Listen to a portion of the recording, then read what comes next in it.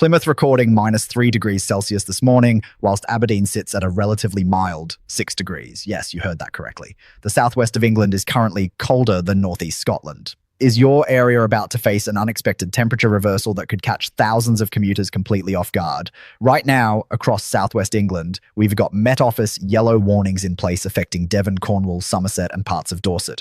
The ground is absolutely saturated, surface water is causing significant problems on the roads, and the potential for further flooding remains very real. Drop your location in the comments right now, and I'll be going through specific timings for your area in tomorrow's forecast. Let me get straight to what's happening for the major population centres over the next 72 hours. London, you are looking at rain arriving this afternoon, temperatures struggling to reach 7 degrees, feeling more like 3 or 4 with that easterly breeze. Manchester, drier conditions for you today, around 5 degrees, but that changes dramatically overnight. Birmingham, similar story, staying mainly dry through today, but rain creeping in from the south by this evening. Glasgow, you are actually the warmest of the major cities right now at 6 degrees, but Western Scotland, you will see that brightness fade as cloud builds through the afternoon. Cardiff, rain already with you, temperatures around 6 degrees, and that rain intensifies through the day.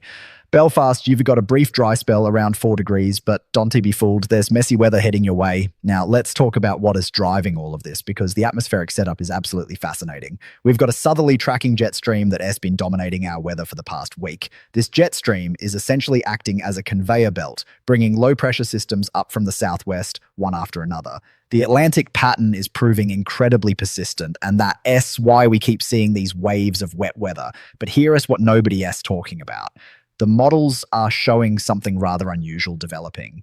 The Met Office model is indicating a potential shift in the jet stream position from around the 10th of February, whilst the European model suggests this could happen even sooner, possibly by the 7th.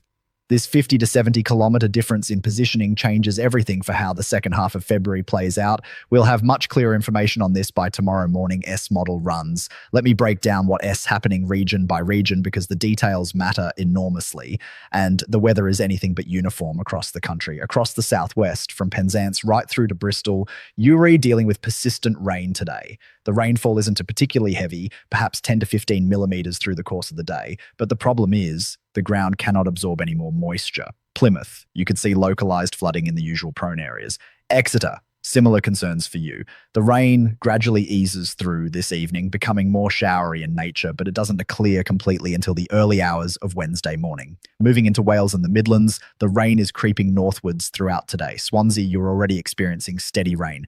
Bangor, it reaches you by mid-afternoon. For the Midlands, Leicester, you are looking at rain arriving around 3 o'clock this afternoon. Nottingham, similar timing. Coventry, expect rain by 4 o'clock.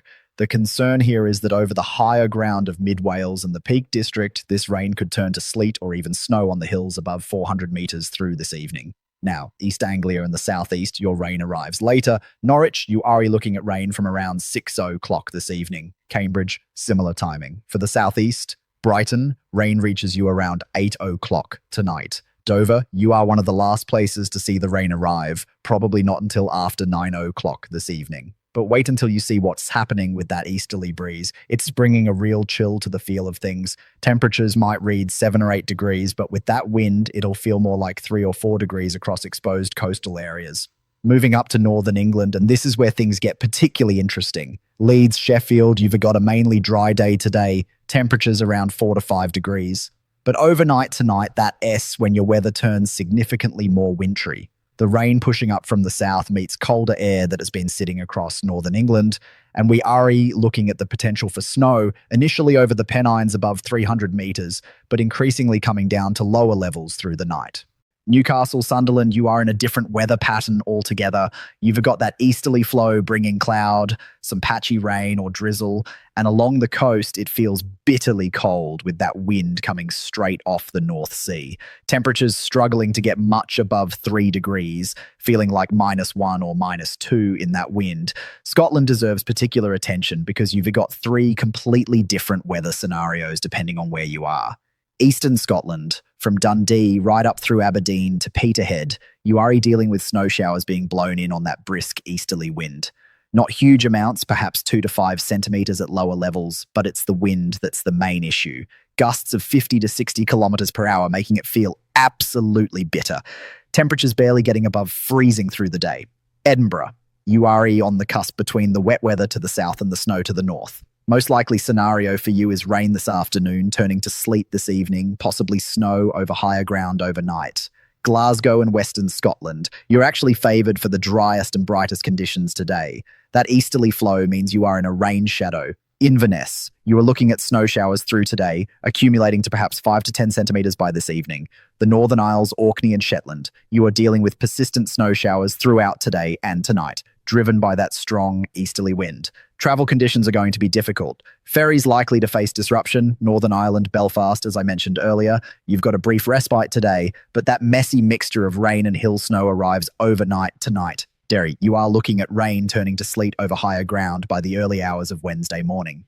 Now, one thing that concerns me most about this forecast is the compounding nature of the threats. It's not just about the rain or the snow in isolation. It's the combination of saturated ground, additional rainfall, and then temperatures hovering right around freezing across many areas overnight.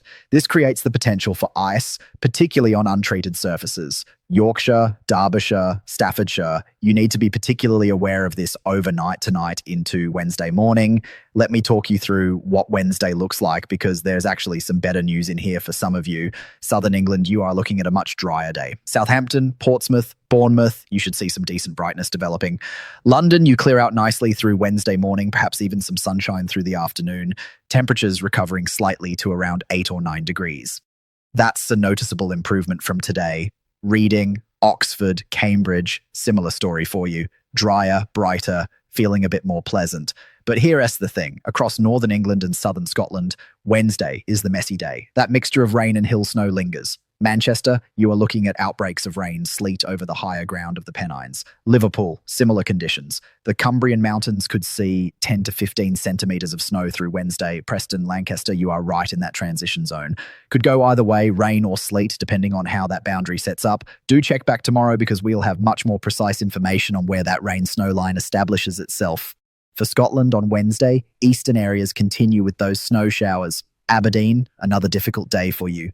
But Western Scotland, Glasgow, you are favoured for dry and bright weather again. Actually, some of the best conditions in the entire country. Temperatures around 6 or 7 degrees in the sunshine. That LL feel quite pleasant. Looking ahead to the weekend, and this is where the model uncertainty really starts to increase. The Met Office model is showing high pressure trying to build from the west, which would bring drier, calmer conditions.